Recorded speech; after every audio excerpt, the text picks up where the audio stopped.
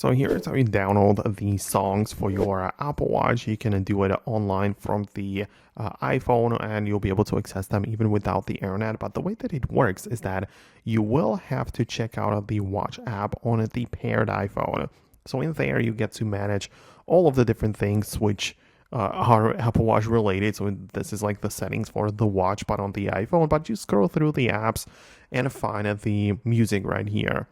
And at first, I would enable the automatic downloads for recent music. So you can enable it with one toggle. And the songs that you've been recently listening to on the phone will automatically be downloaded for the watch as well. So this is a nice automatic option which makes sure that the most popular songs for you will also be synced to the watch. But you can also manually add it below by clicking the plus button. You're going to browse your Apple Music library. So if you have the subscription, you'll be able to access all the songs, or if you have them purchased from the iTunes or whatever, you'll also be able to see them in here, and you can manually select which songs are supposed to appear and be synced or like downloaded for the Apple Watch, right? And then you'll be able to access them, no problem there.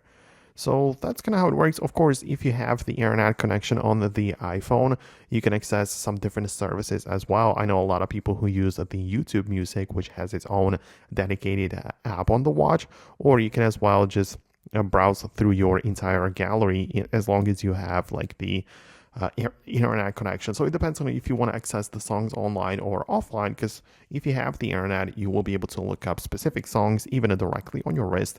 But for offline using, you'll be required to get them and then download them through the settings of the iPhone. So that is how it functions. Let me know what you think below. Hit the thumbs up and subscribe for more, and I'll talk to you soon in the next upcoming videos.